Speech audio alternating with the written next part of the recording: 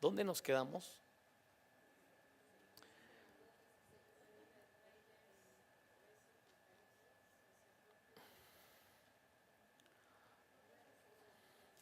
Sacerdotes de lugares altos.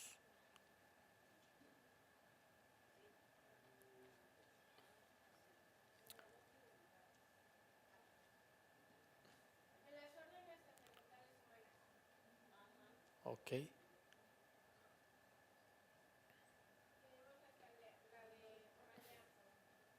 muy bien.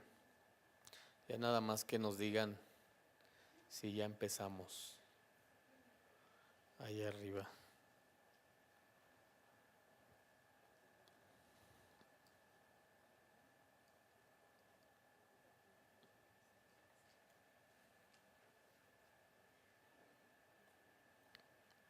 Bien, vamos a comenzar, hermanos. Muy buenas tardes. Que el Señor me los bendiga. Estamos hablando sobre el diseño del sacerdocio como parte fundamental de nuestra identidad, de nuestro propósito, de nuestro significado en la vida, en nuestra relación con Dios, en nuestra relación familiar. Dijimos que el sacerdocio era no solo en el Antiguo Testamento era exclusivo del hombre, pero cuando la Escritura se refiere a un real sacerdocio, cuando el apóstol Pablo habla de que ya somos real sacerdocio, no es exclusivo para el hombre, dijimos que es también para la mujer, y la mujer también tiene esa posición dada por Dios como sacerdotes de Dios. Entonces, el rol y las funciones sacerdotales que estuvimos viendo la semana pasada, pues tenían que ver como de forma simbólica, como muchas funciones nosotros también hoy podemos desarrollar, desempeñar y tener una relación con Dios y con las personas todavía mucho mejor de lo que hemos tenido hasta hoy. Entonces, el diseño del sacerdocio tiene ese propósito, tiene el propósito de que entendamos que de Génesis a Apocalipsis, Dios siempre habló de un reino de sacerdotes y de reyes. Los diseños de Dios tienen esa característica que aparecen a través de toda la Biblia, mostrándonos que será la intención original de Dios: hacer una nación o un pueblo de reyes y sacerdotes para Él. Y estuvimos hablando entonces ya lo último en las órdenes sacerdotales humanas. Estamos viendo la orden sacerdotal humana, vimos la orden sacerdotal religiosa que tenía que ver con el pueblo de Israel, y estamos viendo en general la orden sacerdotal dada por Dios, sacerdotes para Dios. Bien, nos quedamos aquí en orden sacerdotal humana. En Primera de Reyes 13:33, sacerdote de lugares altos. Este es un sacerdocio que tiene como propósito solo el ser vistos, no para agradar ni para servir a Dios, sino solamente para ser vistos. Y este es un sacerdocio caracterizado mucho dentro de los grupos religiosos. En los grupos religiosos se fomenta mucho esta clase de sacerdote, en la medida que ya sea que más sabe la persona, ya sea que más donativos da o que más ofrendas da o que más sirve en la congregación, etcétera, etcétera, pareciera que más se le reconoce. Yo, el primer conflicto mental que tuve fue cuando viajé a Guatemala, por ahí a los 18 años, a una iglesia que hoy se conoce como la Mega Frater.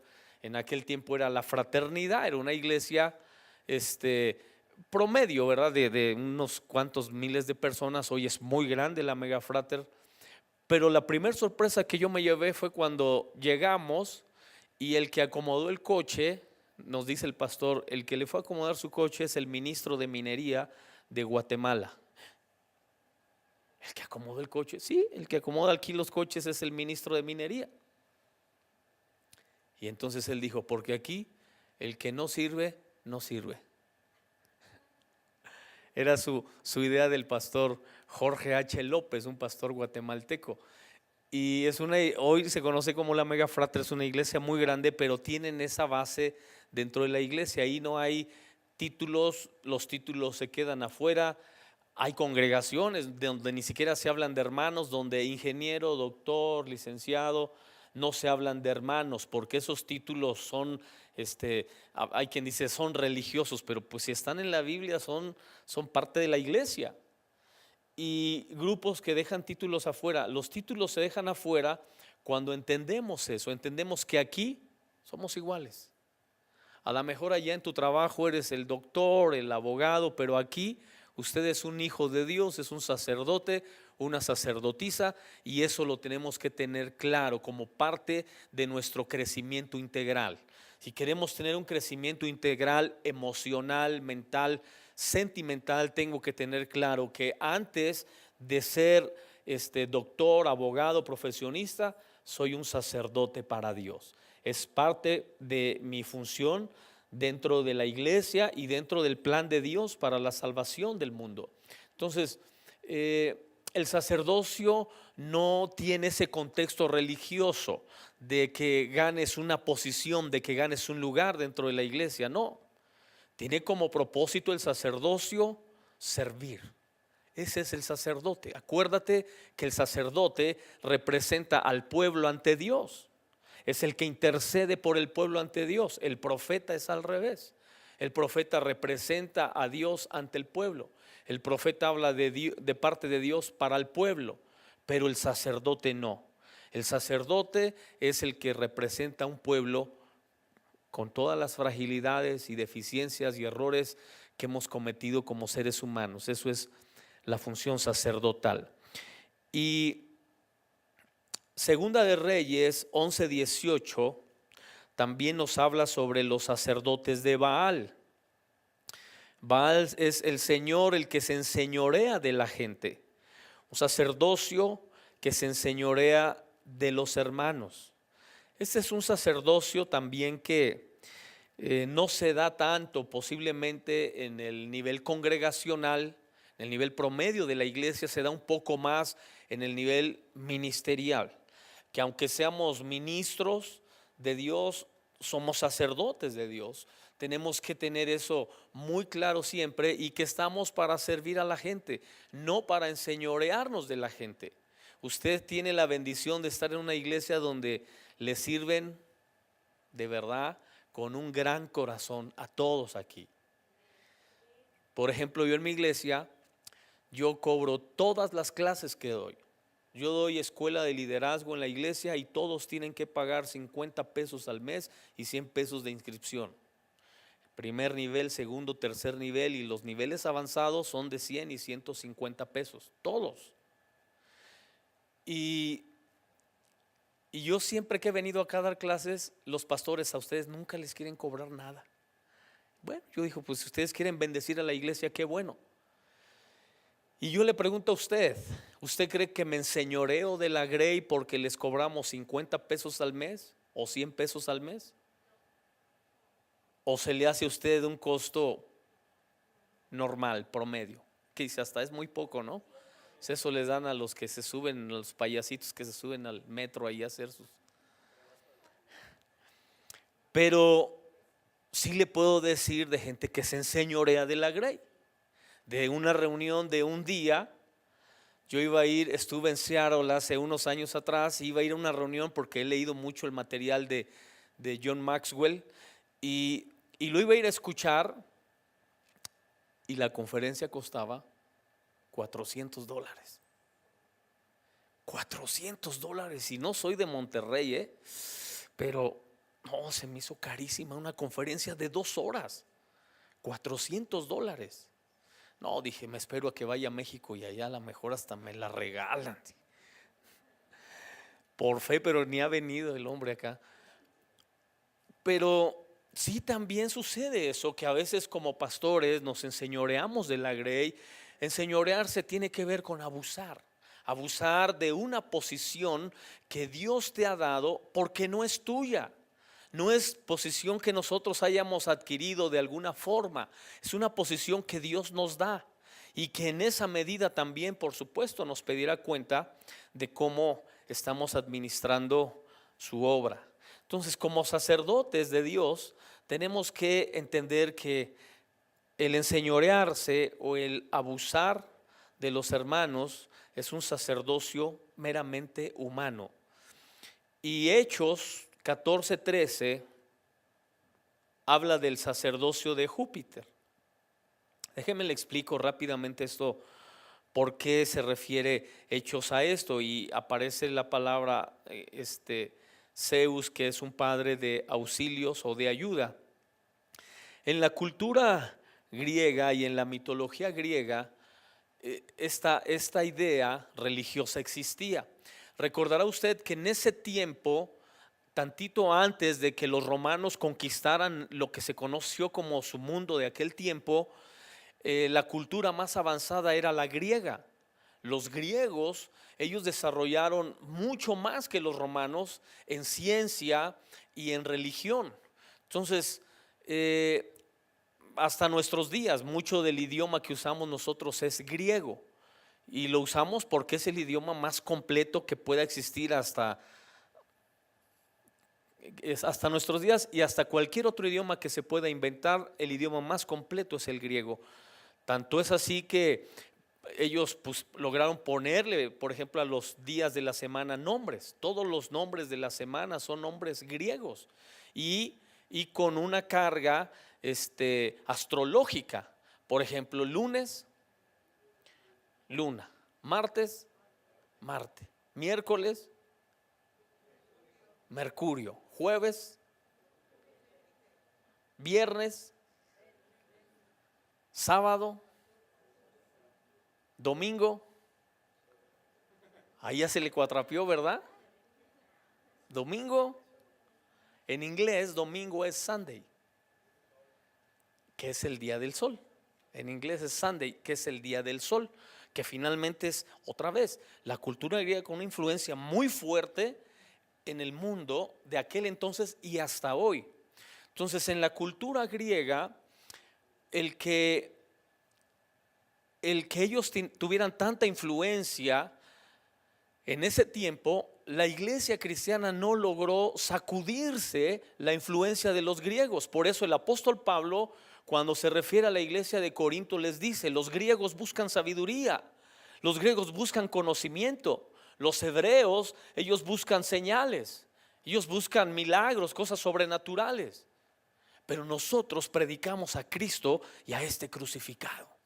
Amén. Dice: para muchos locura, para otros tropezadero, pero esa es la esencia de la vida misma.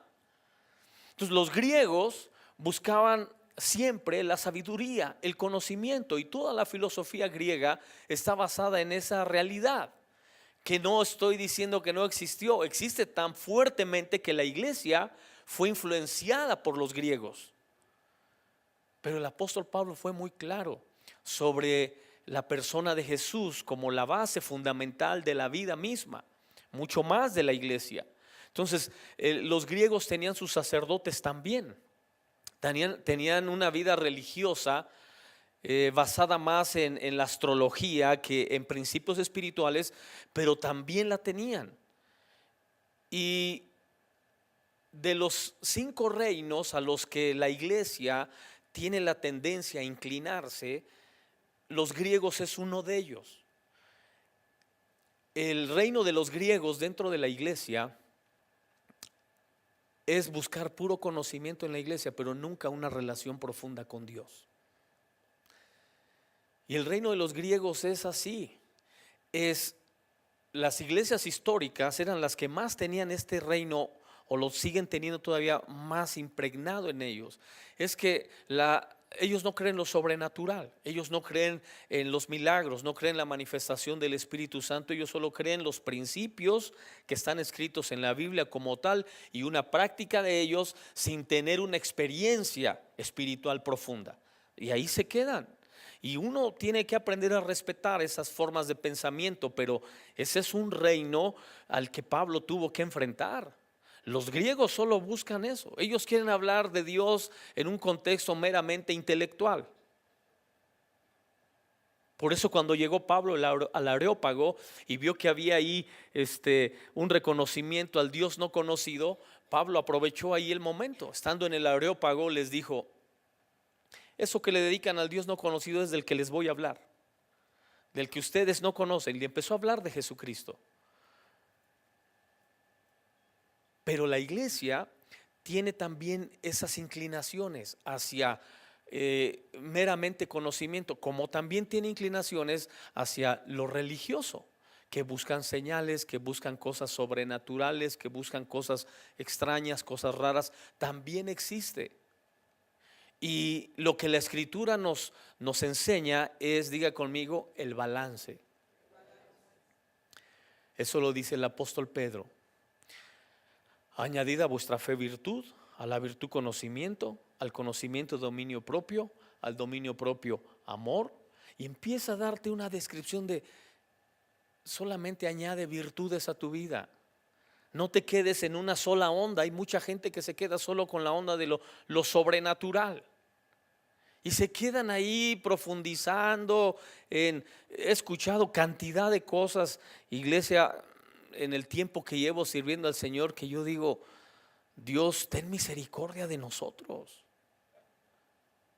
El otro día, ya hace años, escuché a un hombre interpretar el Génesis, que la serpiente tuvo relaciones con Adán y que de ahí nació una clase de gigantes.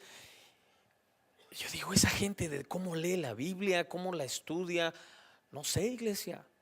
Pero como eso le puedo decir de un montón de gente que dice cosas de la Biblia para sacar otras cosas y hacernos creer que saben sobre el mundo espiritual, que conocen el mundo espiritual. Los protocolos de Dios, los protocolos espirituales de Dios nunca van a estar por encima de la palabra de Dios, nunca. Así que una persona que venga y nos haga creer que hay alguien en algún lugar que puede hacer tal o cual cosa, que fulanito, sultanito saben o tienen algo que tú no tienes, si no está en la palabra de Dios, no lo crea. Amén. Y estamos viviendo esos tiempos tan peligrosos donde, hermanos, la gente es capaz de cualquier cosa, yo sé, con tal de curarse, sentirse bien, de arreglar sus problemas. Pero si no está escrito en la Biblia, tenga cuidado. Eso le llama la Biblia fuego extraño. El fuego extraño, muchos teólogos se preguntan: ¿cómo se da el fuego extraño? ¿Cómo es que Nadab y Abiú ofrecieron fuego extraño a Dios? ¿Por qué Dios reprobó todo eso? ¿Por qué? Porque el fuego extraño era un fuego que Dios no había mandado. Era un fuego que ellos trajeron de otra parte, que lo sacaron de no sé dónde y lo quisieron meter al tabernáculo de reunión. Y dice la escritura, eso para Dios fue fuego extraño. O sea, a Dios no le traigas cosas de allá del mundo y cosas, interpretaciones tuyas. Tráele lo que dice su palabra. Amén. Eso dice el Evangelio de Juan: si me amas, ¿qué? Guarda mis mandamientos. No dice: si me amas, ponte a orar. Si me amas, ponte a brincar o a danzar. Si me amas, guarda mi palabra. Amén. Entonces esos sacerdocios griegos que tienen inclinaciones hacia ciertas cosas que no están en la palabra, tengamos cuidado. Bien, sigamos.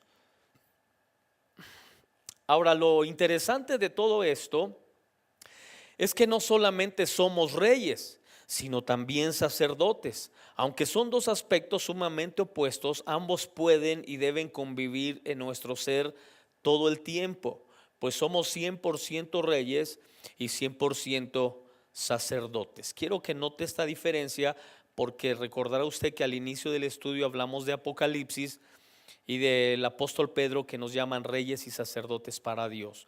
Punto 1. Los reyes descendían de la tribu de Judá. Los reyes descendían de la tribu de Judá. Los sacerdotes descendían de la tribu de Leví. Los sacerdotes descendían de la tribu de Leví. Los reyes eran ricos, herederos de tierras y propietarios. Mientras que los sacerdotes no poseían nada. Recordará usted en el libro de Deuteronomio cuando cuando llaman a Leví para el sacerdocio. Dios es muy claro con la tribu de Leví y le dice a Leví, cuando hace Dios la repartición de la tierra de Canaán, hay una sola tribu a quien no le toca territorio y es la tribu de Leví. Y Dios les dice ¿por qué? Y le dice: ustedes no tendrán heredad porque yo seré su heredad. Si hay algo que enriquecía a Leví, era esa poderosa promesa de Dios: no heredarás tierra porque yo seré tu herencia. Y entonces Dios dice cómo iba a heredar Leví.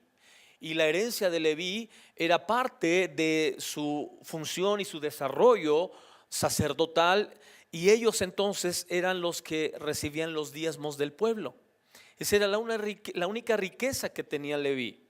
Era una riqueza espiritual, porque la gente se lo daba a Dios, aunque quienes lo administraban eran los sacerdotes, eran los levitas. Pero realmente ellos tierra no tenían, y no tenían porque era Dios quien había prohibido o quien no los había incluido en la repartición de la tierra. Ahora, los reyes debían ir a la guerra, los sacerdotes tenían prohibido ir a la guerra. Los reyes iban a la guerra, los sacerdotes tenían prohibido ir a la guerra. ¿Por qué? Porque hasta hoy el misterio religioso de Israel no manda a ningún joven israelita que esté estudiando la Torah, no lo manda a la guerra hasta hoy. Y se dice, ¿por qué? Porque los sacerdotes tenían una función muy importante dentro de la funcionabilidad de la misma guerra. Porque los sacerdotes interpretaban otra vez los protocolos de Dios, los tiempos de Dios. Mire, aquí le voy a enseñar algo muy importante. Diga conmigo: toda guerra tiene leyes, objetivos y tiempos. Otra vez, toda guerra tiene leyes, objetivos y tiempos. Escuche, si es guerra física los tiene, y si es guerra espiritual también. Toda guerra, usted ha escuchado cuando están en guerra y dieron tregua. ¿Qué es? Tiempo. Tiempo. Y el objetivo de la guerra ahora es tal o cual lugar, y ese es el objetivo de la guerra.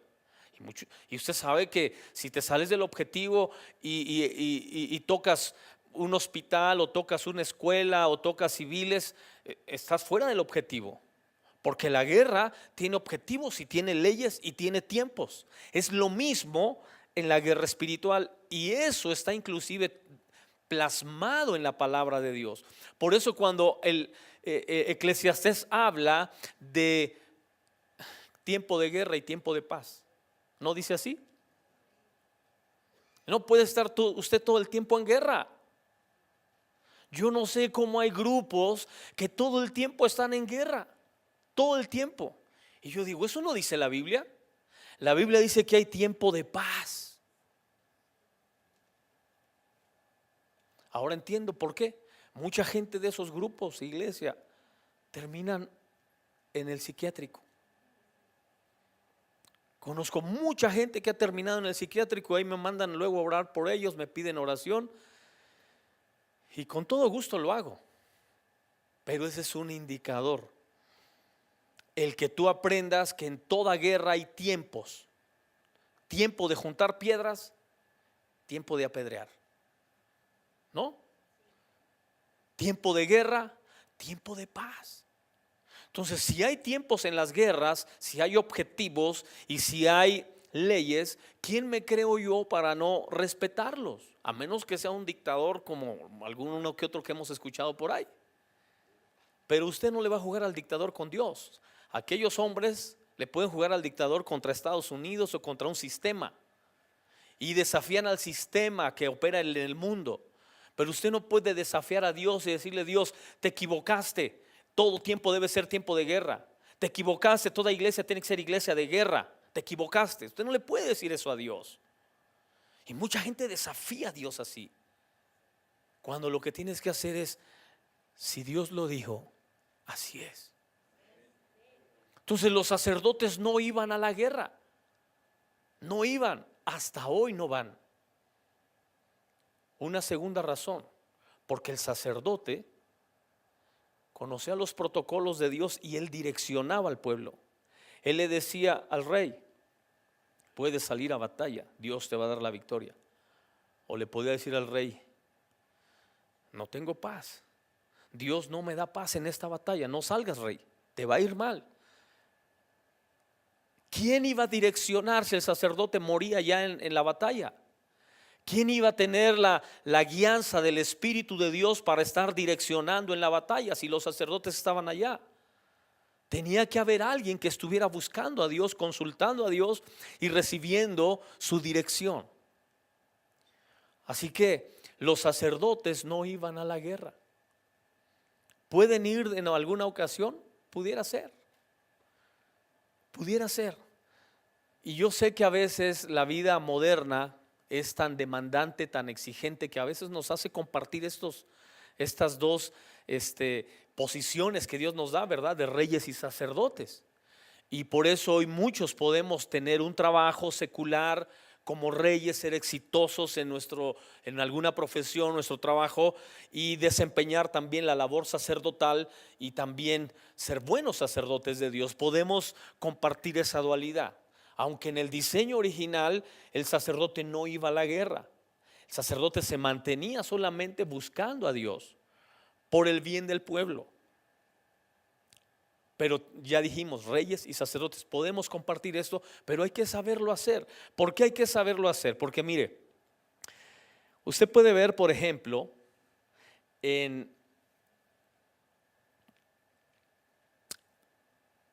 puede ver en Éxodo 19:6 que los sacerdotes tenían sus luchas, sus propias luchas, sus propios conflictos y había que trabajarlas y había que estar creciendo, mejorando en muchos aspectos para que pudiera funcionar el sacerdocio. Vosotros me seréis un reino de sacerdotes y gente santa. Estas son las palabras que dirás a los hijos de Israel. Dios quería este reino de sacerdotes y de reyes, pero en el diseño separaba las funciones y las posiciones para que pudieran funcionar de la mejor manera. Pero entonces tú ya ves en 1 Samuel 1:9, aquí ya vemos algo distinto. Comienzan a suceder cosas de las que Dios en su momento había separado o había apartado. 1 Samuel 1:9. Y se levantó Ana después que hubo comido y bebido en Silo, y mientras el sacerdote Elí estaba sentado en una silla junto a un pilar del templo de Jehová. De las primeras cosas que tú ves en la escritura que comienzan a considerarse como parte de errores sacerdotales es esta, porque el sacerdote Elí, lo primero que tú ves es que tiene un estancamiento, tiene una falta de crecimiento muy significativa. Ahorita lo vamos a ir analizando más profundamente. Es decir, el sacerdote no oficiaba, no leía la ley, no entendía los tiempos y los protocolos de Dios para la función que él desempeñaba. Y es tan evidente que más adelante en el verso 12 al 13, él dice: mientras ella oraba largamente delante de Jehová, Elí estaba observando la boca de ella, pero Ana hablaba en su corazón y solamente se movían sus labios y su voz no se oía, y Elí la tuvo por ebria. Dos cosas le pasan al sacerdote cuando no está conectado con la función que Dios le ha encomendado desempeñar. Lo primero es que no tiene discernimiento. Diga conmigo, no tiene discernimiento.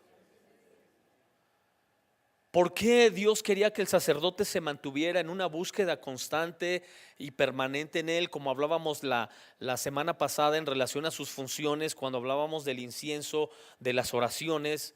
¿Por qué Dios quería que se mantuviera en una constante búsqueda de él? Porque eso lo mantiene con el discernimiento de las cosas espirituales. Entonces el sacerdote ve que Ana llega a orar, y en lugar de que él se dé cuenta que ella está orando profundamente, está en un momento de oración muy intenso, el sacerdote ya perdió la brújula y perdió el discernimiento para darse cuenta que ella estaba en una relación con Dios muy estrecha. Entonces dice la escritura que él la tiene por ebria. Le dice: yo creo que esta mujer antes de venir a orar pasó a echarse unos alcoholes por ahí y ya se vino aquí a orar y ya se quedó ahí postrada. Yo le pregunto a usted, ¿se nota la diferencia entre un borracho y alguien que está orando? Pues claro. Yo digo, ¿cómo te puedes confundir? Yo creo que ni siquiera un hermano promedio de la iglesia se confundiría, menos un sacerdote. Es un sacerdote que está dedicado a eso. ¿Cómo se va a confundir en que la persona esté borracha o esté orando? Pero fíjese la importancia de la función sacerdotal para distinguir el que una persona esté en una búsqueda profunda con Dios. Iglesia, nos pasa mucho. Y yo le digo algo, como papás, muchas veces no discernimos a nuestros hijos. No discernimos muchas cosas que les pasan. La forma en la que oran, la forma en la que buscan a Dios, no lo hacen como nosotros. Iglesia, si a tu hijo le gusta el rap y oye rap cristiano, disciérnelo. Si es rap que le está alabando y adorando a Dios, amén.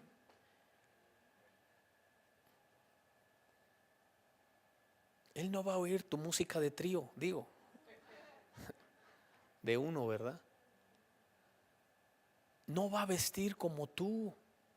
Yo me acuerdo la primera vez que llegaron mis hijas con los pantalones rotos y que estaban bien padres, bien bonitos. Yo dije, ¿y pagaste por eso? Yo no hubiera pagado por eso, pero pagaste. No, es que, pues no lo entiendes, ¿verdad? Pero ellos no van a andar de saco y corbata como yo. Y tú tienes que tener el discernimiento como sacerdote para saber que ellos están en el Señor, no porque traen su pantalón roto, no porque oyen ese tipo de música, posiblemente no porque traen su pelo largo o traen un arete, o ahora ya los muchachos hacen algunas otras cosas más que ni las quiero mencionar, pero tú tienes que discernir y decir si él está en el Señor o no está. Pero yo conozco muchos sacerdotes que han perdido el discernimiento total. Dicen que una vez llegó un hombre a una iglesia donde todos iban el domingo a la iglesia de saco, mínimo saco, y casi todos con corbata, pero mínimo el saco. Y llegó el hombre a la iglesia, todo de negro, con sus pelos parados, y se sentó hasta adelante para acabarla. Y luego los sugieres, los diáconos, ahí eran diáconos, los diáconos le mandaron notitas al pastor. Dígale algo a ese muchacho, dígale algo a ese hombre que está hasta adelante. Y el pastor, pues, con esos sacerdocios religiosos, pues tenía que cumplirle al pueblo, ¿verdad? Se acercó y le dijo: oye, ¿por qué no le preguntas a Dios cómo tienes que venir a la iglesia? Vestido y arreglado. Ah, bueno, dijo el hombre, está bien, no, pues le voy a preguntar a Dios. Se fue. Y al siguiente domingo regresó igual de negro con sus pelos parados. Y otra vez los diáconos ahí atrás mandándole requisitos. ¿Qué pasó? Pues que no le dijo que aquí todos venimos bien. Y ya terminó el culto y se acercó el pastor y le dijo: ¿qué pasó, muchacho? Te dije que le preguntaras a Dios. El muchacho le dijo: pues sí le pregunté que cómo quería que viniera a la iglesia, pero él me dijo que él nunca había estado aquí.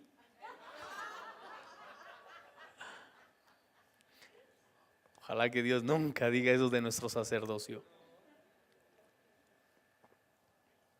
Pero vemos mucho sacerdote que ha perdido discernimiento. Y este sacerdote había perdido el discernimiento de cosas elementales como la oración, como la búsqueda de Dios. Yo por más que le quiero encontrar el cómo se equivocó Elí, cómo la confundió, no la encuentro. Pero no solamente pierde el discernimiento, comete un otro error sacerdotal que a veces cometemos, el pensar por las personas. Diga conmigo: yo no puedo pensar por nadie, solo por mí. Si hay algo que nos crea muchos problemas en nuestra familia, en nuestras relaciones, en la iglesia, es pensar por otros. Pensar, suponer, imaginar cosas que usted no tiene por qué estar pensando. Este sacerdote pensó algo de esta mujer. Pensó algo que no le correspondía a él pensar, que lo que le correspondía a él era ministrarla, orar por ella, bendecirla. Esa era la labor sacerdotal, interceder por ella si ella se lo pedía. Pero ella no le pidió intercesión, ella no le llevaba un sacrificio y le dijo: intercede por mí ante Dios. No, ella fue directamente a orar, a buscar a Dios, y él pensó otra cosa por ella. Nos sucede mucho en el sacerdocio. Como pastores, a un nivel sacerdotal quizás más alto, también nos sucede. Y pensamos por las personas cosas que no podemos hacer. Yo le digo a Dios: Dios, lo que tú me digas que yo le hable a la iglesia, le voy a hablar. Lo que me digas, lo que sea. Pero tengo amigos pastores que se enteran de la condición de la gente y le hablan a la iglesia dependiendo la condición de la gente. Si se entera que la gente anda chismeando, habla del chisme. Si se entera que la gente anda murmurando de no sé qué, de la economía, habla de la economía. Sí. Yo le digo: habla lo que Dios te diga que hables, no lo que pasa ahí entre el pueblo. Lo que sucede entre el pueblo y lo que sucede en esa gente sacerdotal, Dios se va a encargar, no tú. Y lo que sucede entre tus hijos, lo que sucede en tu familia, si tú eres un sacerdote intercesor, Dios te lo va a revelar, te lo va a mostrar. Y no vas a tener que hacer como hacían las mamás de antes, que juntaban a todos los chamacos porque algo se quebró y decía, agarraba el cinto y decía: yo agarro parejo, y les pegaba a todos, y el que lo quebró fue uno. Un día llegué a una iglesia y el pastor, habían como 5 o 6 hermanos nada más, y los empezó a regañar. Nah, y que por eso Dios no los bendice, porque no vienen a la iglesia y son unos esto, y lo estaba regañando a los 5 o 6. Le digo: ¿para qué los regañas? A los que debes regañar que no vinieron, no están, y regañas a los 5 que sí están aquí. No, es que tienen que aprender. No van a aprender, porque no es así. Ese sacerdote había perdido discernimiento y había cometido un grave error: pensar por la gente en lugar de cumplir su función como sacerdote. Otra cosa más que hace, capítulo 2, verso 12. Sí, de ahí de primera de Samuel 2:12. Los hijos de Elí eran hombres impíos y no tenían conocimiento de Jehová. Fíjese, este sacerdote no instruía a sus hijos.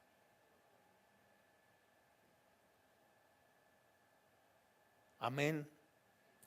Y no se espante.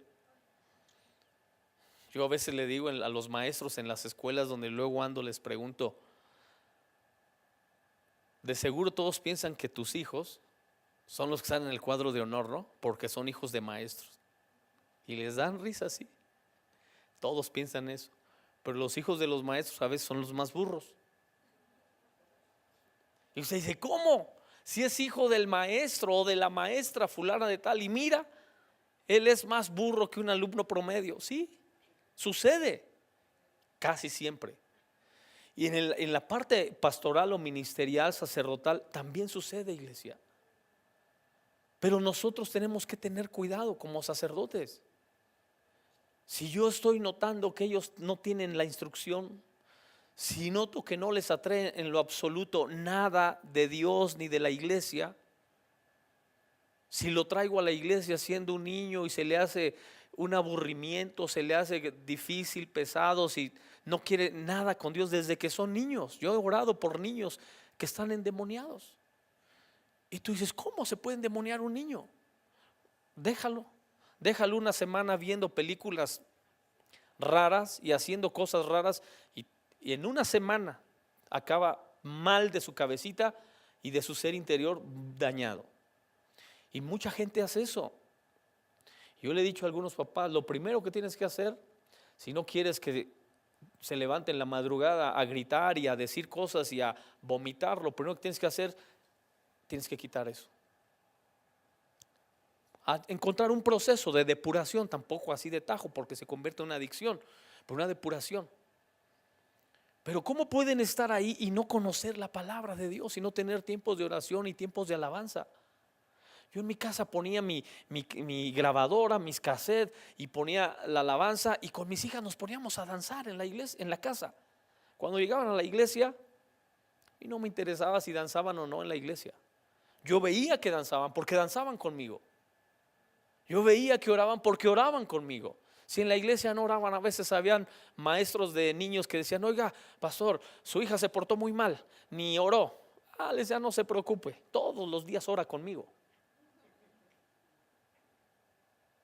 Sí, iglesia, porque tú te estás dando cuenta que oran, que buscan de Dios, que si no lo hacen allá, que tienen tal o cual comportamiento, eso no es lo importante. Lo importante es lo que hacen en tu casa, en la intimidad. Yo le he enseñado a usted que una de las formas de medir la santidad de una persona no es cómo se comporta afuera ni cómo habla, es lo que hace cuando está solo. Esa es la forma de medir la santidad. Porque si cuando tú estás solo, estás con un diálogo interno, diciéndote cosas raras y extrañas, esa es la santidad. Porque aquí afuera todos somos hermanos y nos hablamos bonito y sacamos la Biblia al revés y al derecho, dijo un hermano. No, le dije, usted se la sabe más al revés que al derecho, le dije. Porque si la supiera bien no la diría aquí, lo haría en su casa. Y en el público pasan muchas cosas, pero la realidad es en la intimidad, ahí cómo somos, cómo nos relacionamos con Dios en la intimidad. Y es así como yo enseño que se mide la santidad. Este sacerdote no instruye a sus hijos, ellos no sabían nada de Dios ni de lo que había ordenado. Y luego el capítulo 3, de ahí mismo, verso 1. Dice que el joven Samuel ministraba a Jehová en presencia de Elí, del sacerdote. Y la palabra de Jehová escaseaba en aquellos días, no había visión con frecuencia. Dos cosas que había perdido el sacerdote: no tenía palabra y había perdido la visión. Como sacerdotes de Dios, nosotros tenemos que darnos cuenta si no estoy aprendiendo palabra, independientemente de que posiblemente tengo ya programado venir X día a la iglesia, en X actividad, y que vengo y me alimento y recibo palabra. Independientemente de eso, es qué tanto estoy yo aprendiendo, asimilando la palabra de Dios en mi vida. ¿O está escaseando la palabra? ¿Cuántos se saben Juan 3:16 acá? Juan 3:16 es el pasaje, yo creo que todo cristiano se debe saber, ¿no? Mínimo Juan 3:16, ya no le diría más, pero con Juan 3:16, si no se lo sabe, dijo un pastor, está frito y sin manteca, dijo. Juan 3:16 es el pasaje que todo mundo, casi así llegamos todos a Cristo, ¿no? Con ese pasaje. Pero si tú te das cuenta que está escaseando la palabra, que necesitas saber más, aprender más, conocer más, tienes que buscar la forma de aprender. Y hoy hay muchas formas, pero lo principal es a través de lo que la iglesia nos está dando. Iglesia, si usted tiene 2 servicios el domingo, yo le animo que se quede a los 2. No le haga de que yo ya cumplí. No, iglesia, porque venimos de allá. Venimos de donde cumplíamos rituales, de donde cumplíamos con muchas cosas que se nos pedía. Y cuando usted cae en el yo ya cumplí, está a un pasito de salirse del camino. Tiene que mostrarse a usted mismo que ama a Dios, que tiene hambre de Dios, que tiene deseo de conocer a Dios, que tiene deseo de servir a Dios, de estar cerca de Él. No demostrárselo a nadie, a usted mismo. Ese va a ser siempre un indicador de que estás entendiendo tu sacerdocio, que no escasea en ti la palabra, que la palabra está creciendo en ti, que cada vez más fluye a través de tu vida la palabra de Dios. Pero además dice la escritura que el sacerdote había perdido la visión. También escaseaba en visión. Y cuando escaseamos en visión, iglesia, le decía yo hace unas clases atrás sobre cuando nos preguntan, y es una estrategia que usan mucho los testigos de Jehová cuando van a las casas. Oiga, usted, te quieren alarmar y te quieren espantar. Si ha escuchado que hay guerra acá y que hay pestes acá y que hay enfermedades y plagas y te quieren espantar de cosas. Yo cuando llegan con esas cosas, le digo, yo ya sé cómo va a terminar la historia. Cuando conoces la palabra de Dios y sabes qué va a venir, qué más viene. Estaba el domingo hablándole a la iglesia sobre el libro de Reyes, cuando dice la escritura que Acab y Jezabel le mandaron a decir a Elías que lo iban a matar. Y dice la escritura que Dios envió a Elías al arroyo de Querit. Y fue Elías ahí al arroyo de Querit, y dice la escritura, al año el arroyo se secó. Dije que no lean esto los ecologistas y los del cambio climático, porque van a decir, ya ves, desde ahí ya se secaban los arroyos. Eso nomás buscan cualquier cosa para echarle toda la culpa al cambio climático y a la contaminación. Pero el arroyo de Querit se secó. Dice la Biblia, un año Elías estuvo comiendo, alimentado por cuervos. ¿Sabe de dónde sacaban la carne los cuervos que le llevaban? De animales muertos y algunos pedazos que dejaba algún judío por ahí que no se acababa la comida. Pero recogían alimento. Ese era el alimento que le llevaban. Eso sí dice la Biblia.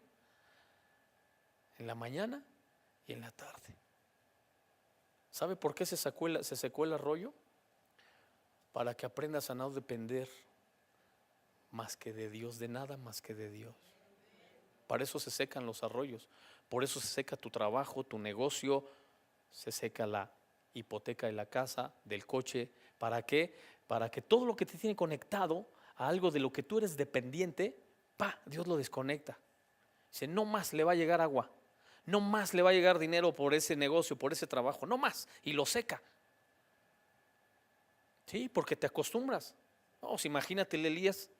¿Qué onda? Ya son las 10, no ha llegado el cuervo. A las 10 desayuno, no ha llegado el cuervo. A las 4 como, ya no tarda en llegar. Pues es la Biblia, todo un año, mañana, tarde, llegaban los cuervos a darle de comer.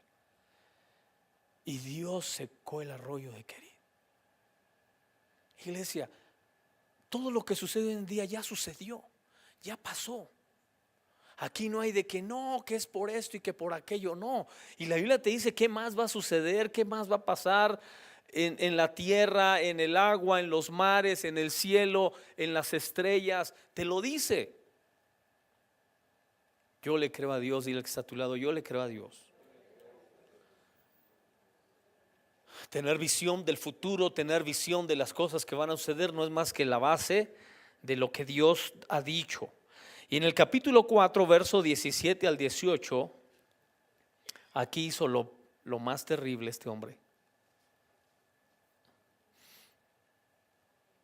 Dice: y el mensajero respondió diciendo: Israel huyó delante de los filisteos, y también fue hecha gran mortandad en el pueblo, y también tus dos hijos, Ofni y Fines, fueron muertos, y el arca de Dios ha sido tomada.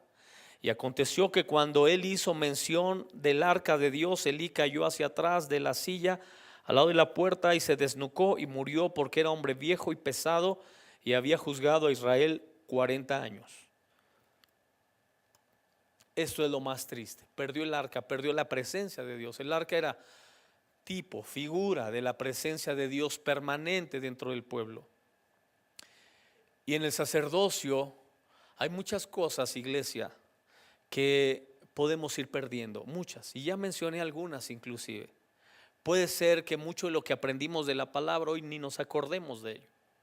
Puede ser que muchas cosas, cualidades que tuvimos al comenzar nuestra vida cristiana, de mostrar interés, de mostrar servicio en la iglesia, de mostrar cualidades de carácter, mejorándolas, puede ser que hoy en día mucho de eso lo perdimos. Pero hay algo que no puedes perder nunca, y es la presencia de Dios en tu vida. Iglesia, aquí no importa si andas mal o andas bien. Jonás andaba chueco, andaba mal, pero ahí estaba la presencia de Dios. Andaba por otro camino, totalmente ajeno a lo que Dios le había dicho, y ahí estaba Dios. Y Dios respaldándolo. No crea que ahí nomás como medio que lo acompañaba, o medio que nomás ahí, a ver a qué horas terminas, Jonás, yo mientras leo algo. No, Dios estaba ahí y respaldándolo con su presencia. Y eso lo tienes que tener claro siempre. Como sacerdote de Dios, si hay algo para lo que debemos ser especialistas, es en la presencia de Dios. Hace como unos 3 o 4 meses fui a una iglesia de las que yo pastoreo. Me invitó a predicar el pastor de la iglesia local, y fui, llegué, y el que estaba dirigiendo la alabanza terminó. Yo prediqué.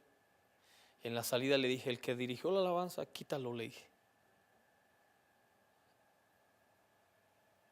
Y me dijo: ¿por qué, pastor? Si eres un sacerdote de Dios, tú debes discernir si baja o no la Shekinah de Dios en la reunión. La Shekinah, que es la presencia de Dios que bajaba cuando el sacerdote ministraba, él sabe.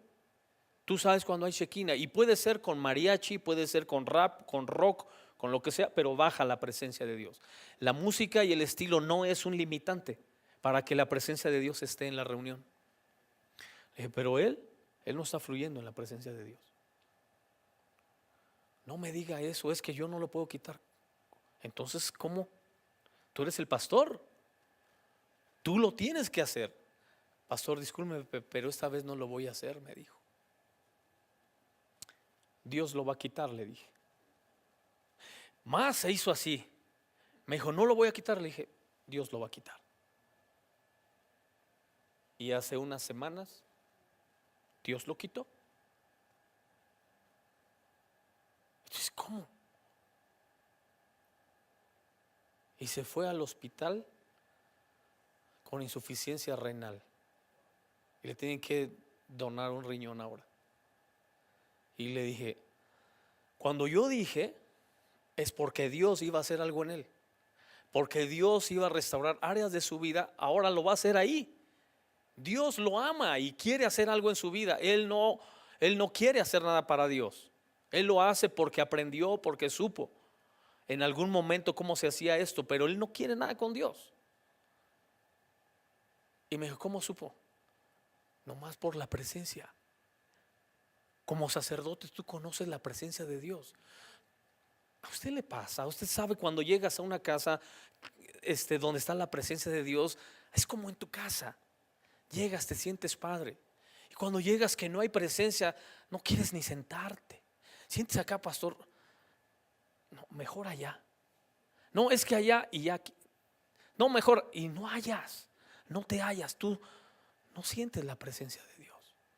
y lo disciernes, lo percibes. Como sacerdotes de Dios nos debe suceder a nosotros. Tú debes identificar cuando la presencia de Dios está en ti y en qué momento la presencia de Dios hay algo que la está deteniendo, la está frenando. Está siendo contristado, hablamos en una ocasión, el Espíritu Santo. Bueno, perdió el arca del pacto Elí. Primera de Samuel 2:22, ahí estamos donde mismo, nomás una hoja para atrás, una para adelante. Pero Elí era muy viejo y oía de todo lo que sus hijos hacían con todo Israel y cómo dormían con las mujeres que velaban a la puerta del tabernáculo de reunión. Es 2:22, de ahí mismo donde estamos, de primera. Un sacerdocio con un testimonio muy malo. Un mal testimonio de él como padre, de sus hijos, de su familia en general. Y como sacerdotes de Dios, tenemos que hacer énfasis en esto. Mira, iglesia, ya le he dicho yo de como 30 años de pastor que no he visto y he escuchado maestros que vienen y me dicen, oiga, que su hija no sé qué, no sé tanto. Y yo lo acepto porque tengo la humildad para decir, sí, hermana, voy a mejorarlo, voy a cambiar.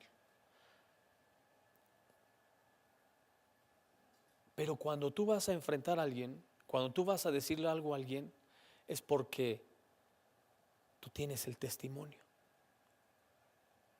Porque si usted le va a hablar a alguien de sus hijos, es porque sus hijos están bien. Yo porque tengo la humildad y yo digo, amén, Señor, pues si algo has de querer tratar conmigo, algo, pero que tengo argumentos para decirle a la persona, ¿sabe qué? Primero arregle su vida. Un día sí le tuve que decir a una persona así. Imagínate, lo conocí de hace años y viene de no sé cuántos matrimonios y viene y me dice, es que ya compuse muchas canciones, pastor, ya saqué un disco, quiero que me deje cantar.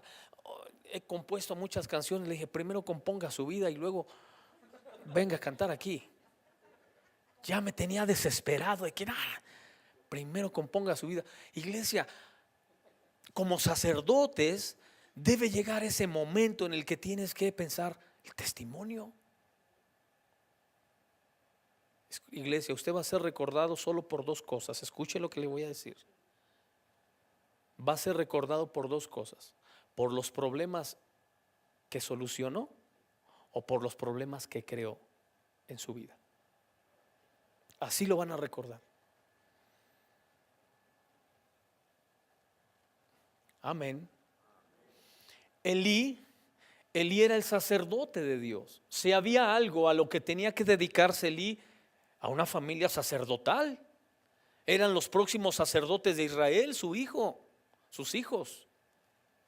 ¿Qué tenía que encargarse? De que fueran sacerdotes. No es en el caso ministerial ahora. ¿Por qué? Porque el pastorado no se hereda. ¿Por qué? Porque el sacerdocio no se hereda. Es algo individual. Pero que tenemos que tener la labor de entrenar y de preparar, sí. Y Dios se encargará de lo demás. Si Dios quiere llamar al ministerio, amén, y si no, también. Pero en el caso del sacerdocio levítico era así. Se heredaba. Como el reino también se heredaba a los hijos. Bien, sigamos. 2:12, ahí mismo en 2:12. Los hijos de Eli eran hombres impíos y no tenían conocimiento, ya dijimos, ¿verdad? Que eran ignorantes de la palabra y del Señor. El verso 22 del capítulo 2. Pero Elí era muy viejo y oía de todo lo que sus hijos hacían con todo Israel y cómo dormían con las mujeres que velaban a la puerta del tabernáculo de reunión. Ya lo mencionamos, pero el punto aquí es cómo mezcla lo santo con lo profano. ¿En qué momento el sacerdote permite que se mezcle lo santo con lo profano? Yo ya le hablé hace rato de la vestimenta, de la música, de comportamientos, pero ahí no hay ninguna mezcla de nada. Ahí la esencia de la persona es Dios. Dios está en la persona. Puede usar una ropa agujerada, la puede usar. Puede usar alguna otra indumentaria, la puede usar. Pero que tú estés asegurándote que el muchacho está con el Señor. Amén. Yo tengo una hija que le gusta mucho el color negro. Por si es que hay alguien que, porque no falta, ¿verdad? Los cabezones ignorantes que es que el negro es del diablo, pastor, porque lo usan los satánicos. Un día me sucedió a mí, yo andaba todo de negro. Es raro que use camisa negra. Es raro esa vez usé camisa negra. Y me dijo la esposa del pastor, me dijo, ¿qué no sabe que los satanistas andan todos de negro? Y le digo, ¿y qué no sabe que Dios es el creador de todos los colores?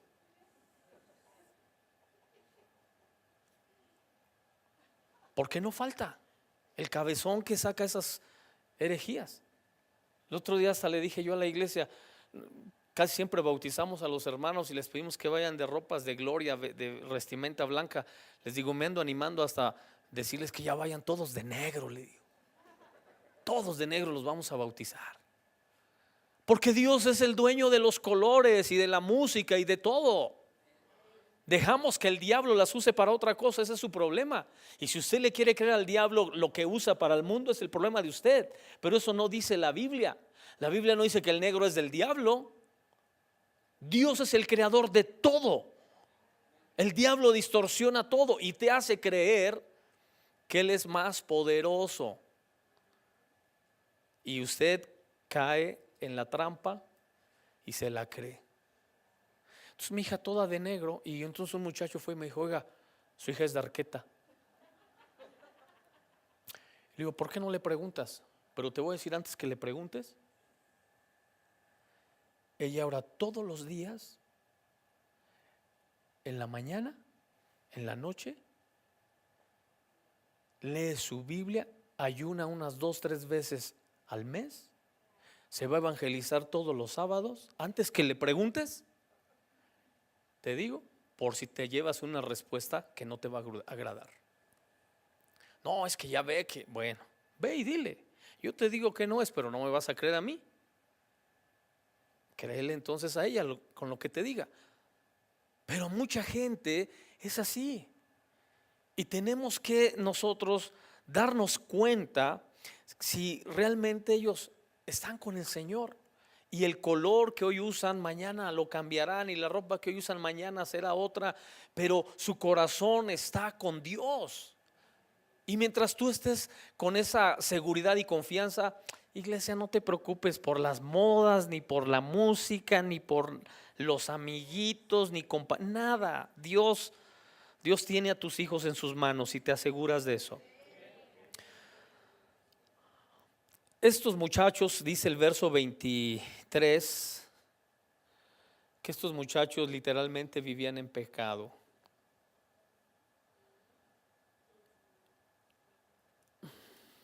Y verso 25 hasta el verso 25, y si pecare el hombre contra el hombre, los jueces le juzgarán, mas si alguno pecare contra Jehová, ¿quién rogará por él? Pero ellos no oyeron la voz de su padre, porque Jehová había resuelto hacerlos morir. Eran sacerdotes que estaban en pecado.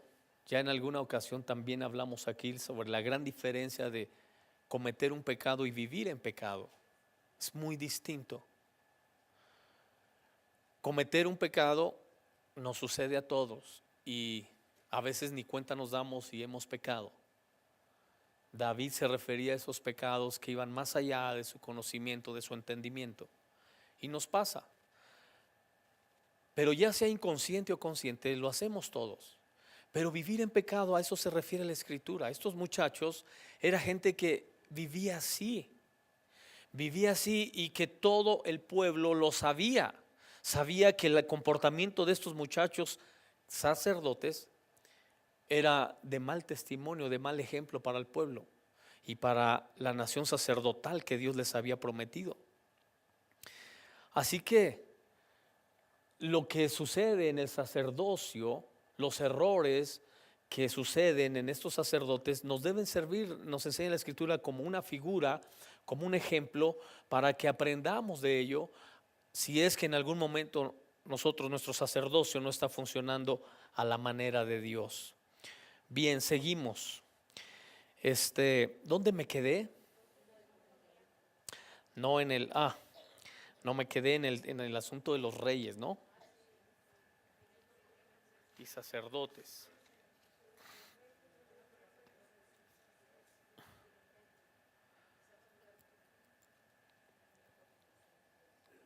Los últimos dos puntos de la lección que ya tienen ahí, que están llenando ustedes.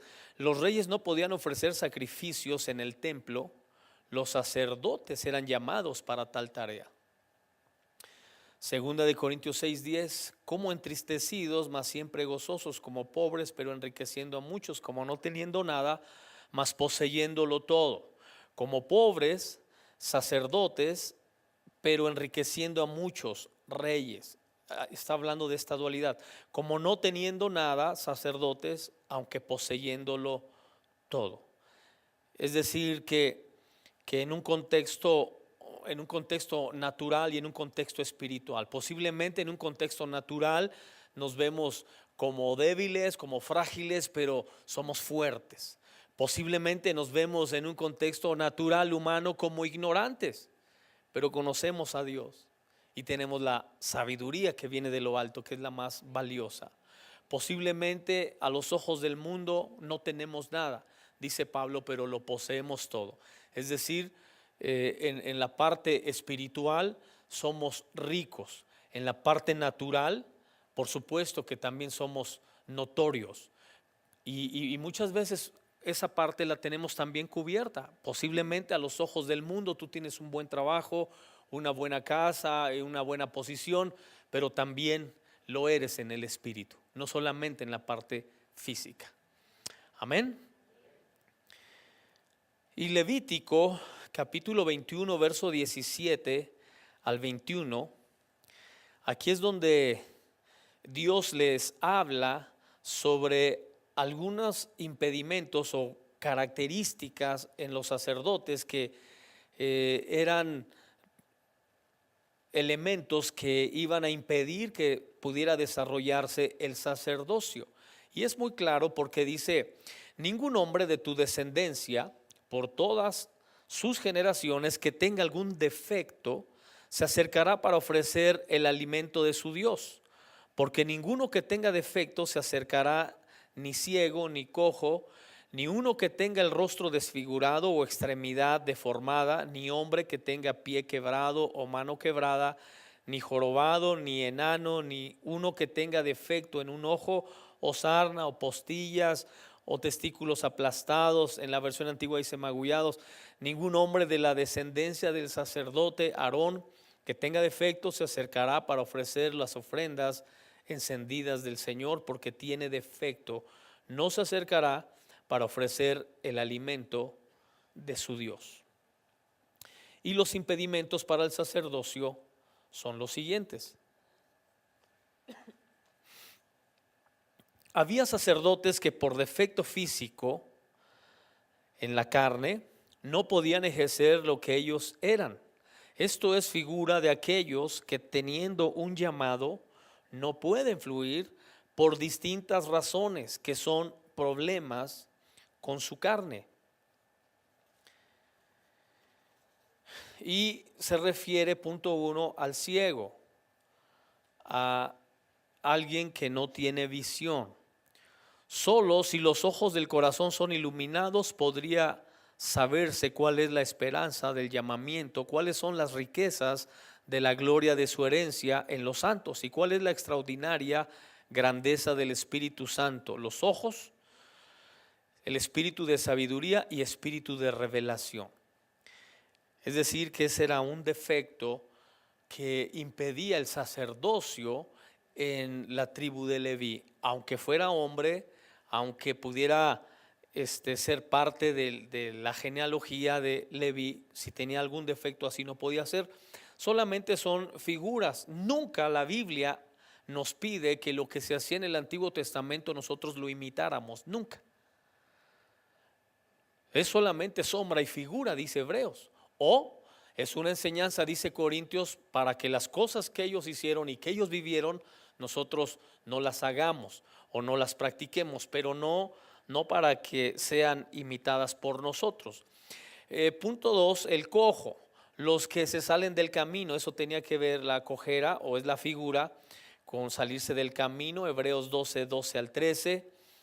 Número 3, nariz plana, es decir, sin discernimiento, sin aliento de vida, no seres vivientes. Génesis 2, 7. El siguiente es extremidad deformada, lo que sobresale del cuerpo. Es lo que sobresale del cuerpo, la extremidad deformada, que tiene que ver con el orgullo, la altivez, la independencia, la insujeción. Esto ya son aplicaciones que le damos nosotros a nuestro sacerdocio, no de forma física, sino de forma espiritual o simbólica en alguna otra área. Pie quebrado. Proverbios habla sobre el pie quebrado, 25:19. Tiene que ver con la irresponsabilidad, incumplimiento de las obligaciones. Mano rota, tiene que ver con divisiones, con roturas ministeriales, falta de autoridad por no reconocer autoridad, porque la mano siempre es figura de los 5 ministerios, por eso se refiere a la falta de autoridad a los ministerios, o rotura ministerial, que es cuando un ministerio se separa de otro, se quiebra, se fractura el ministerio. Jorobado, tiene que ver con lo terrenal, el que mira solo para abajo, las cosas de la tierra. Manos rotas, roturas ministeriales. Me estoy yendo rápido porque hoy quería terminar para entrar al siguiente diseño la próxima semana. Y bueno, estos puntos ya dijimos son solamente un simbolismo de aspectos físicos. Entonces el jorobado, dijimos, es terrenal porque mira solo para abajo, las cosas de la tierra. Era un defecto que no podía haber en el sacerdote. Enano también, que es decir que falta de desarrollo.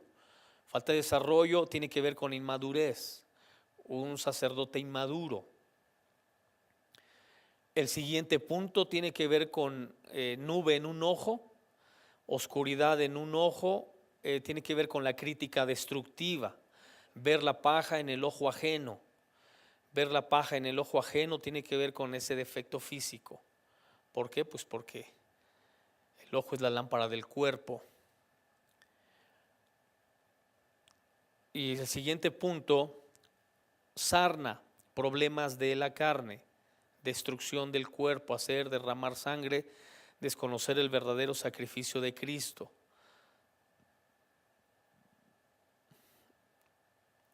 Postillada, dureza que se forma sobre la herida, como una especie de callosidad.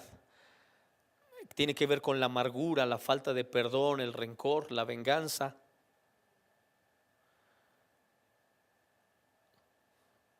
Siguiente punto, testículo magullado, la infertilidad, falta de frutos, no reproductor, falta de multiplicación.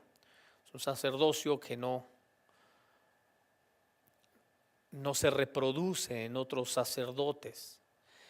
Y las vestiduras sacerdotales eran fundamentales. Aquí sí déjenme, me detengo un poquito porque esto es clave, porque Apocalipsis habla, otra vez dijimos, de Génesis a Apocalipsis tú ves la importancia del sacerdocio, su vestimenta. Acuérdense que la vestimenta del sacerdote Dios se la diseñó, no Armani, no Calvin Klein. Dios le diseñó su ropa al sacerdote. Y básicamente eran 6 cosas de las que estaba compuesta su vestimenta. Cada cosa tiene un simbolismo muy interesante, muy bonito. Pero es tan importante porque Apocalipsis dice que a la esposa precisamente de Cristo se le ha concedido vestirse de lino fino, que era el material básico para la indumentaria del sacerdote, el lino fino. ¿Por qué? Pues porque el lino fino tiene dos cosas. Básicamente, una, impide mucho el sudor. Acuérdate que el sudor no, el hombre no sudaba, ¿eh? O sea, en el diseño original de Dios, el hombre suda hasta después del pecado, de la caída. Porque Dios es muy claro y le dice, ahora vas a sudar. Vas a saber lo que es sudar. Yo le digo a mi esposa que yo no sudo. Le digo, gracias a Dios yo casi no sudo. Me dice, no le des gracias a Dios. Lo más probable es que tienes muchas toxinas y no te dejan sudar. Le digo, no, le digo, porque en el diseño original era así. El hombre no sudaba. El lino no solamente impide el sudor, sino también el mal olor. Ahora acuérdate, en el Génesis, ¿quién vistió a Adán? Dios. No lo vistió de lino porque no existía el lino en ese momento. Existía, pero no de forma física para poderlo vestir. Pero Dios es quien viste a Adán. Ahora, es tan importante la vestimenta sacerdotal porque muchas veces no te das cuenta que estás perdiendo la vestimenta del sacerdote. ¿Por qué José, lo que hacen sus hermanos, dice la Biblia, fue quitarle su túnica? Aunque no era una túnica de lino, era una túnica que su padre le había confeccionado y que era, dice la Biblia, que era una túnica de colores. El estilo hebreo no era el lino, era más el algodón. Pero le quitan su túnica a José y luego dice la Biblia, Dios honra a José y lo viste. Llega a Egipto y dice la escritura que Faraón lo viste de lino fino. Iglesia, tú tienes que preguntarte, ¿por qué ves a Adán desnudo en el huerto? ¿Por qué al diablo le interesa tanto que estés desnudo? ¿Por qué mucha gente no entiende la importancia de estar vestido, de estar cubierto? Y se le hace muy fácil, piensa que el sacerdocio Dios lo diseñó, sí, como algo para cierto tipo de gente, como algo circunstancial, pero no como parte de su diseño constante y permanente para el ser humano. Y la vestimenta sacerdotal tenía que ver con esto, que Dios es quien nos viste, Dios es quien nos cubre. ¿Por qué Dios reprobó tanto cuando cambió a su padre desnudo? ¿Por qué?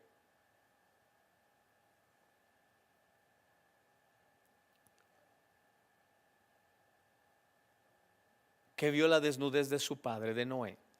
¿Por qué Dios reprobó tanto eso? Porque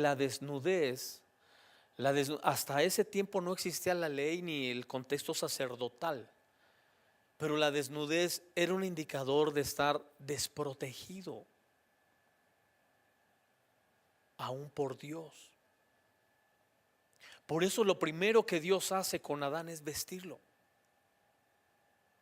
Y Adán entonces ahí se da cuenta que él está desnudo, pero sobre todo que no está Dios con él como estaba cuando él estaba vestido, porque él estaba vestido por Dios. Al sacerdote Dios lo viste, al sacerdote Dios lo cubre. Por eso el que tú entiendas este diseño es que yo soy un sacerdote, que Dios me dio la posición y me dio la vestimenta. Porque la vestimenta es parte de la honra sacerdotal, es como Dios te honra a ti. Por eso es que a José inmediatamente lo vistieron de lino fino para honrarlo. La deshonra que le causaron sus hermanos, Dios la cambió por una honra y lo viste. Amén. Aleluya. No voy a alcanzar a terminar. Es que me gustaría detenerme un poquito en la indumentaria de... ¿Mandé?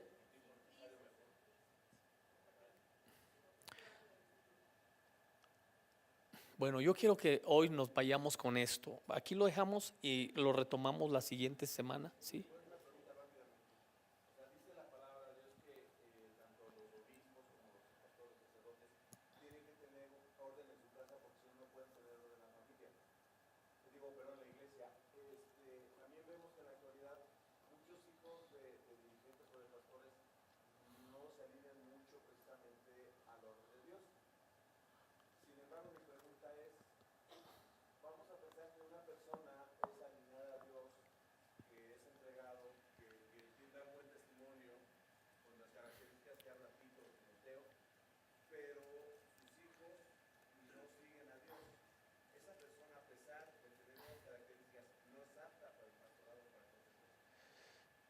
Es que depende mucho cómo interpretemos nosotros el que los hijos no estén con Dios.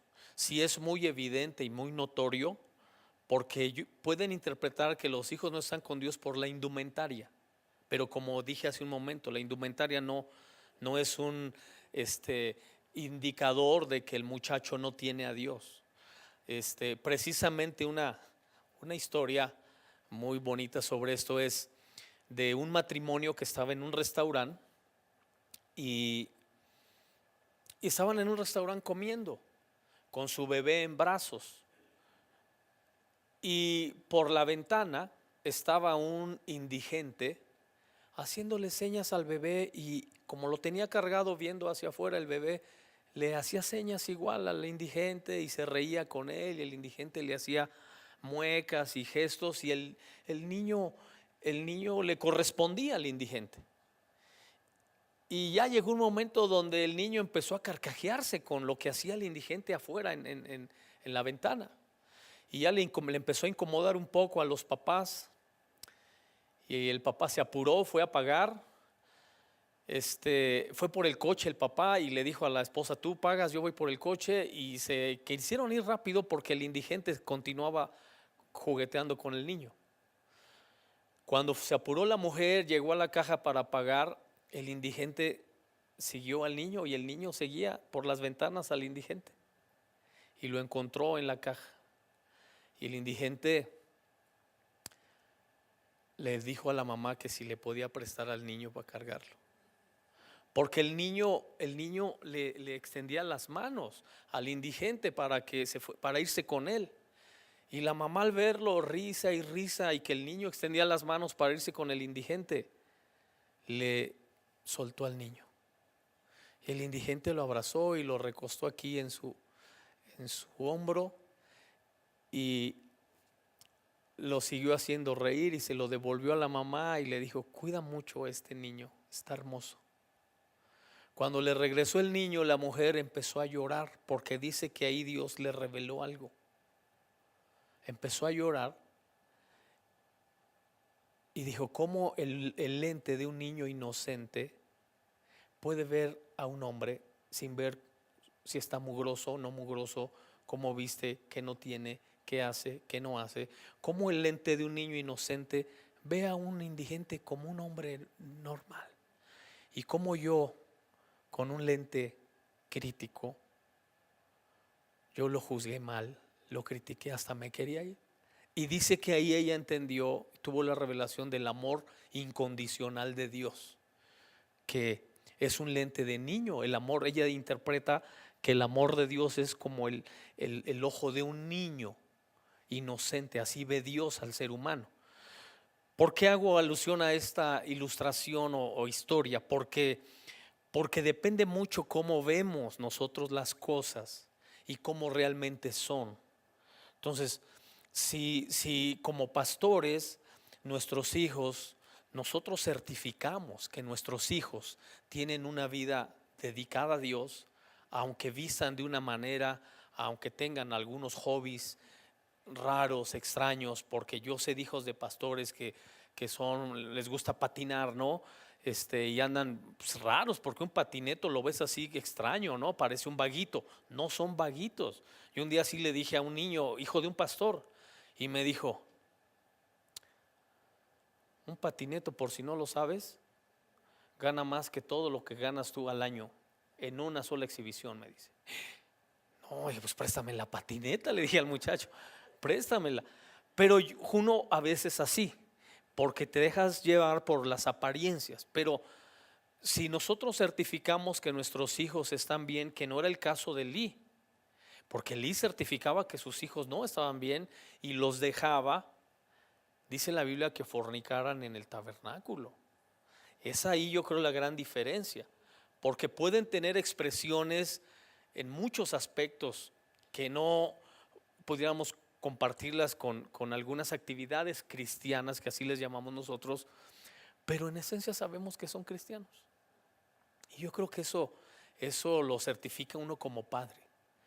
Y si tú como padre lo puedes hacer, pienso que aún debes defender a tu hijo si alguien lo señala de una manera inapropiada.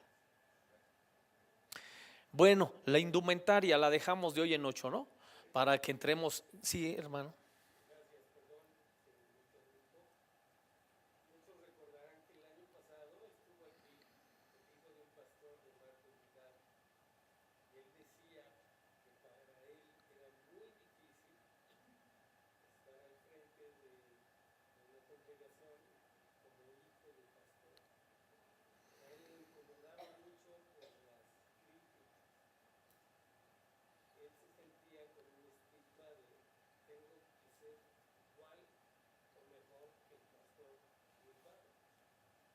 Sí.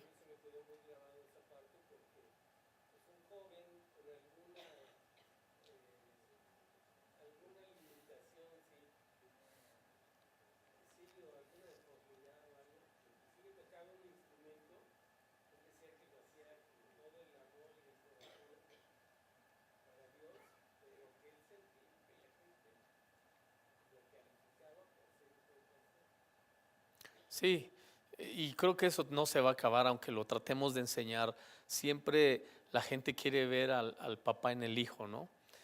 Pero yo siempre digo, ¿cuándo han visto a Pelé en su hijo? Nunca su hijo fue como Pelé, ni el hijo de Maradona como Maradona, ni el hijo de Einstein como Einstein, nunca. Cada quien es como tiene que ser, pero nuestro deber sacerdotal, ya como pastores y con la responsabilidad que tenemos como obispos, que es un administrador de la obra de Dios, quiere decir obispo, es que si yo sé que mi hijo o mi hija está mal y está en pecado, es mi responsabilidad. Y en algún momento, si tengo que dejar el ministerio por rescatar a mis hijos, es mi deber hacerlo. Porque nosotros decimos en el ministerio, mi primera iglesia es mi familia. Esa es mi primera iglesia como pastor. Si mi familia no es mi primera iglesia, entonces estoy invirtiendo la cadena de mando en el ministerio. Bueno, pónganse de pie, hermanos, vamos a orar. Gloria a Dios. Aleluya. Padre, te damos gracias. Gracias por la bendición de estar en tu casa el día de hoy, Señor. Nada, Señor, es más importante para nosotros que tu presencia. La relación más importante que tenemos en nuestra vida, Señor, es contigo. Contigo, Señor, es la mejor relación, la más maravillosa y principal que tenemos. Dios, gracias. Gracias por darnos la posición de sacerdotes. Gracias por vestirnos con la vestidura de Jesucristo, la vestidura de amor, la vestidura de fe, la vestidura de esperanza. Esa vestimenta que hoy no tiene que ser física, que hoy es en el Espíritu, pero que es la vestimenta del sacerdote. Dios, te damos gracias por Cristo Jesús. Amén y amén. Dios me los bendiga y de hoy en 8 aquí estamos aprendiendo la palabra.